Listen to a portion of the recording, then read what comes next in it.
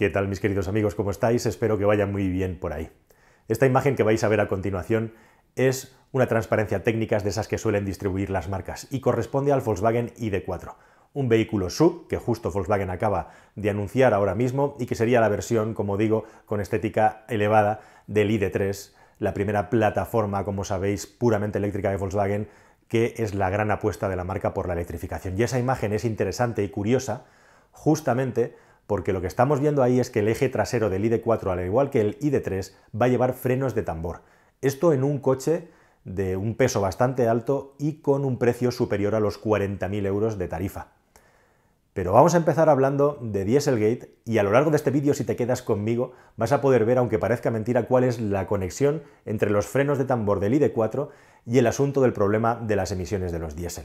Hace unos días, horas prácticamente, estaba reunido con responsables de una marca de coches y en un momento dado uno de ellos, para referirse al asunto del Dieselgate, habló del Volkswagen Gate, justamente para intentar separar lo que es el problema de Volkswagen con el resto de las marcas del automóvil, en este caso esa marca en concreto. Y es así, hay una diferencia muy importante. La diferencia básica es que Volkswagen reconoció el fraude y además era la marca que estaba más afectada por el número de vehículos que tenía este dispositivo que cambiaba las emisiones de óxidos de nitrógeno. Pero que el resto de marcas no reconocieran que ellos también estaban haciendo algún tipo de, entre comillas, trampa o trucaje para bajar las emisiones de óxido de nitrógeno no significa que eso no sucediera.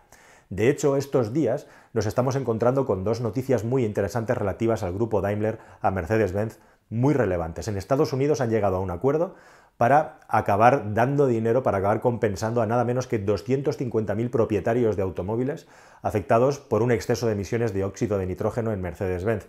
La marca lleva en Estados Unidos con esta tanda en la que va a pagar multas al Estado y también una compensación a los usuarios, nada menos que 2.200 millones de euros que hay que sumar, de dólares en este caso, perdón, que hay que sumar a los 800 millones de euros que lleva pagados en Alemania igualmente por este asunto.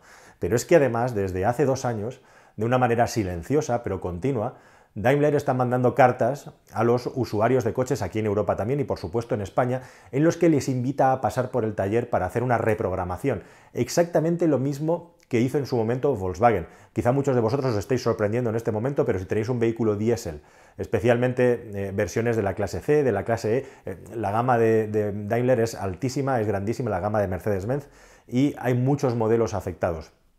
Pero se están enviando cartas todavía a día de hoy con vehículos Euro 6 para hacer reprogramaciones. Y ojo que en esa carta os voy a copiar la carta en sí y os la voy a subir a un documento en Google Drive para que vosotros mismos la podáis leer, podéis comprobar cómo ya se están anticipando a problemas. Igualmente, bueno, pues lo que viene a desprenderse es que el sistema de regeneraciones tiene que funcionar más veces, más tiempo, e igualmente el coche va a consumir más AdBlue, y ya hay por ahí usuarios que están hablando de 1 litro, 1,5 litros más de consumo del vehículo precisamente por esto.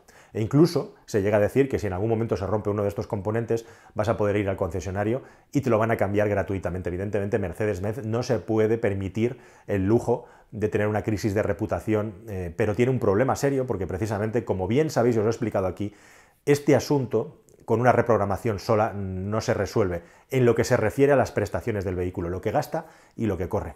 Con eso os quiero decir que hay muchas otras marcas de automóviles que efectivamente tenían algún tipo de dispositivo o programación de software que alteraba en algún momento las emisiones de óxido de nitrógeno. Por ejemplo, en Mercedes está demostrado que había una alteración que hacía que pasado un tiempo de utilización del coche comenzara a emitir más óxido de nitrógeno, es decir, nos diera más prestaciones y menores consumos. Así que hay muchas más marcas afectadas. La diferencia, por supuesto, el número de coches afectados y también, por supuesto también, que la marca reconozca o no que ha existido esta manipulación. La cuestión es que es muy difícil aceptar que una marca de coches pueda decir que no sabía que esto es un problema técnico, porque esto forma parte de la propia dinámica de la industria del automóvil. Y aquí hay una auténtica guerra a 2 niveles, podríamos decir, o 2 guerras totalmente distintas. Por un lado está la guerra comercial. No sé si la palabra guerra es muy fuerte, pero se le parece mucho. También podríamos hablar de combate de boxeo. ¿En qué consiste este combate de boxeo? Consiste en que un estado como Estados Unidos ha visto la solución perfecta para sacarle el máximo de dinero posible a la industria del automóvil europea y además blindar las tecnologías que se están desarrollando en ese país para que nosotros no podamos introducirla. Estados Unidos lleva 20 años intentando ponerle freno a los coches de hidrógeno de BMW, a los coches diésel de Mercedes y por supuesto a los coches de Volkswagen, independientemente de que luego estas marcas, como se ha demostrado, tengan un fraude. Es la excusa perfecta, ¿verdad?, para hundir o intentar hundir comercialmente a Europa. Y eso es lo que está ocurriendo en ese país. Y aquí tenemos de rebote dos cuestiones. La otra gran guerra es el asunto de cómo funciona la industria del automóvil y cómo el sistema es insostenible en lo que se refiere a la relación entre el fabricante de coches y el fabricante de las piezas y los que les desarrollan las tecnologías para luego fabricárselas embarcadas en los coches. Las marcas de coches, por mucho que nos quieran vender, son ensambladoras de piezas que les desarrollan terceros. Y de repente a un Robert Bosch o a cualquier otra empresa le dicen: tenéis que conseguir que el vehículo emita tanto. Esto es inviable. O muchas veces estas empresas se han hecho tan grandes que cogen contratos y los desarrollan porque hay muchos intereses entrelazados, pero no tienen capacidad para desarrollar bien los productos. La cuestión es que todo este asunto del Dieselgate o del Volkswagen Gate o como lo queréis llamar, es un asunto subcontratado a terceros. Y ya está. Y esta es la auténtica realidad. No se le puede echar la culpa al maestro armero sin echarle la culpa que manda al maestro armero, porque si no, no estaríamos contando la historia de verdad. Y esto es lo que está podrido en la industria del automóvil. El hecho de que la industria ha diferido en Europa demasiado a la empresa de la industria de los componentes, el desarrollo de los coches, a unos presupuestos y a unos costes que no son realistas. Y es así como funciona este sistema que huele mal.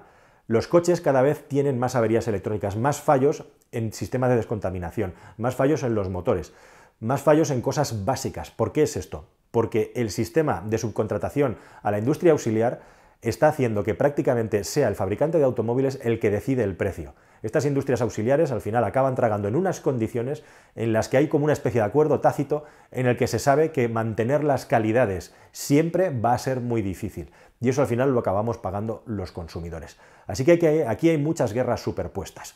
La tercera guerra es la guerra de los políticos. ¿En qué consiste? Justamente ellos, que son los que debían de estar vigilando que todo esto no ocurriera, vigilaron mal. ¿Qué han hecho? Crear una sobrereacción para proteger sus conciencias y sobre todo sus espaldas políticas frente a la industria del automóvil. Estos días pasados, dentro de la UE, por si todavía no era suficiente, se está debatiendo o se corre el debate sobre si todavía se tienen que endurecer más las emisiones de CO2 para 2030. De los 50 y pocos gramos de CO2 cada 100 kilómetros, ahora se habla de 37.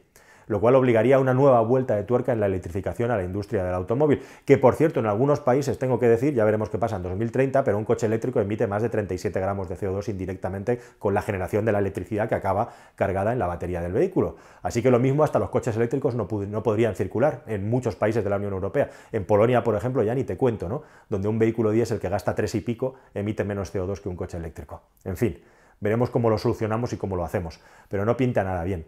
Así que lo que tenemos, y esto es muy interesante y aquí empiezan las piezas a encajar, es una industria del automóvil al que todo este asunto le pilla completamente con el pie cambiado. Da igual que no seas Volkswagen, da igual que tú no hicieras trampa. La cuestión es que los políticos al final le han hecho pagar a toda la industria del automóvil europea con una regulación que es la más dura del mundo. Así que el Dieselgate quizá no se pueda notar mucho en la cuenta de resultados de Volkswagen, pero sí que obliga a la industria del automóvil en su conjunto, esté o no apestada por este asunto, completamente por un tema relacionado con el diésel, con la normativa, como digo, más dura del mundo, si no vienen los de California y sacan algo que tampoco es de descartar.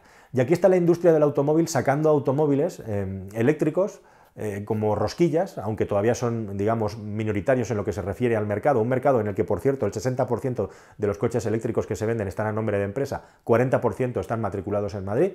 Desde luego la extensión del coche eléctrico, como podéis ver, no es ni para los particulares ni regular a 2020, irá subiendo. Y la cuestión es que esto le pilla a la industria del automóvil con toda la producción subcontratada a terceros que se lo desarrollan. Y nos encontramos que el 40% del valor de un automóvil son las baterías. Y en Europa no tenemos de momento una capacidad suficiente, aunque se está trabajando mucho en ello, en crear polos industriales. PSA, por ejemplo, está haciendo un trabajo muy grande en intentar aumentar su fabricación de baterías. Daimler tiene sus propias fábricas y desarrollo de baterías, es el único ahora mismo que tiene una producción grande, etcétera, etcétera, etcétera. Y franceses y alemanes trabajando a toda velocidad para intentar crecer. Pero nos pilla con el asunto de las baterías al 40% del coste del vehículo y no tenemos suficientes baterías y por lo tanto los coches eléctricos son muy caros. Y los coches cada vez tienen más peso en la electrónica y en la electrificación. Y nos encontramos hoy que un Ford Puma ST con 200 caballos piden 34.000 euros por él. O un vehículo eléctrico como un Corsa está todavía rozando los 30.000.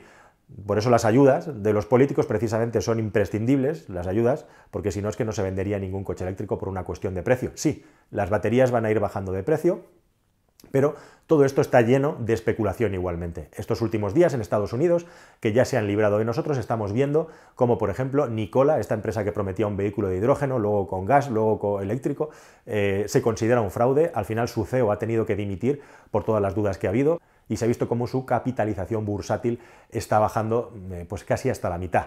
En el mismo día que Tesla presentaba su día de las baterías y hablaba de un revolucionario sistema de producción y fabricación de baterías que iba a reducir drásticamente el coste de producirlas con el objetivo de crear un vehículo eléctrico target $25.000 y una producción de baterías que para 2030 podría reducir a la mitad el coste de lo que cuesta hoy en día una batería. Ahí Tesla contaba algo que afecta a toda la industria, que es que a pesar de lo que trabajan con sus partners y que son líderes en fabricar baterías para automóviles eléctricos, si la cosa sigue creciendo así, no hay suficientes fábricas de baterías, así que van a fabricar ellos las suyas propias, estas baratas.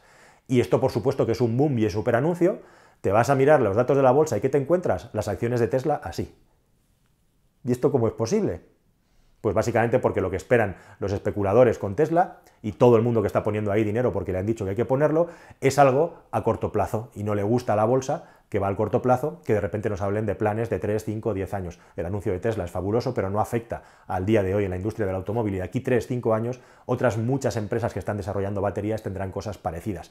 Así que aunque parezca algo verdaderamente disruptivo, a ese largo plazo ya veis cómo está recalentado el mercado en lo que se refiere a las baterías y a la industria del automóvil eléctrico, especialmente en Estados Unidos, que es a donde nos han expulsado a nuestras tecnologías. Y con esto acabamos en el ID.4 con Volkswagen, que para ponerse a la vanguardia del nuevo sistema de propulsión saca su gama de productos ID. ¿Y por qué tenemos un ID.3 o un ID.4 con tambores atrás? Bueno, la explicación de Volkswagen, es cierto, es que los coches eléctricos tienen regeneración energética y por lo tanto no tenemos que trabajar tanto con los frenos. La explicación de Volkswagen también es que evidentemente sufren menos desgaste y un freno de tambor hoy en día puede llegar a ser muy eficiente. Pero si es así, ¿por qué no le ponen tambores a las 4 ruedas? ¿Por qué lleva discos de freno delante? Algo pasa ahí, ¿no?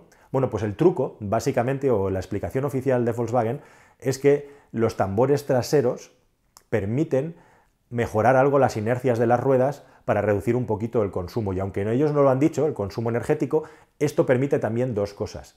Poner una llanta lenticular, que sirve para favorecer el avance del coche, el tambor, por lo visto, según Volkswagen, también ayuda a facilitar el avance del coche, y además, como los tambores no necesitan esas altas refrigeraciones en la parte trasera, ahora hablamos de eso, la llanta prácticamente se puede carenar entera para que el coche mejore un poquito la autonomía. Y como ya no estamos viendo, y aquí está la clave, el interior de la llanta, pues te colocan un tambor, porque es que no vemos nada ahí dentro, y así reducen costes. Y ahí está la clave, porque luego un tambor, si le das zapatilla al coche y haces unas frenadas fuertes, puede acabar recalentándose más incluso que un freno de disco con su pastilla. La cuestión es que van como locos por reducir los costes precisamente por el coste de las baterías, y aún así los coches siguen teniendo precios altísimos, pero lo que nos encontramos con los IDEs es unas calidades de materiales y de acabados inferiores, muy inferiores a los precios que estamos pagando por los vehículos, y al ID.3 le pasa exactamente lo mismo. E igualmente nos encontramos cosas tan chocantes como un coche de 40.000 euros con frenos de tambor atrás. Así está cambiando la industria del automóvil ahora mismo y estos son los graves problemas que tiene la industria del automóvil ahora mismo. No tienen la capacidad, digamos, para poder reducir el coste del vehículo y lo que hacen, pero esto está en todos los coches, no es un problema solo de Volkswagen, o sea, es que te vas a un Taycan y a mí que alguien me diga si las calidades de acabado del interior del Taycan estando bien corresponden a las de un coche de entre 100 y 200.000 euros que cuesta ese vehículo. ¿Cómo lo compensan? Con pantallitas por todas partes para epatarte cuando entras dentro del vehículo. Mientras tanto, tienen que reducir costes en todo aquello que se les ocurra, a pesar de que un automóvil eléctrico tiene muchas menos piezas. Y así van sisándole justamente para intentar tener un vehículo a un precio apropiado, un vehículo que tienen que empezar a vender en masa dentro de nada ya, en el que el WLTP es el único medio en el que se miden las emisiones de los coches y en el que ya se acaban estas tasas por las cuales un vehículo eléctrico que se vendía valía como 2. Y todo esto, como digo, les pilla con una industria del automóvil completamente subcontratada, con un cambio de paradigma en el que los usuarios cada vez valoran menos comprar un coche nuevo y en el que el automóvil ha dejado de ser ese sinónimo de libertad, esa pasarela hacia la libertad que era en el pasado. Así que este es el viaje de la industria del automóvil y estos son los problemas que hay ahora mismo y que tienen que resolver. Siempre os hemos dicho que nos íbamos a divertir mucho con lo que venía y aquí lo tenéis. Así que ya lo sabéis, si no lo habéis hecho ya, suscribíos al canal, por favor, seguidlo, seguiremos contando las cosas, intentando contarlas tal y como están y espero que nos veamos en un próximo vídeo que sea más y mejor. Hasta la próxima, amigos, muchísimas gracias por estar ahí y vuestro apoyo. 400.000 ya. Hasta el próximo, adiós.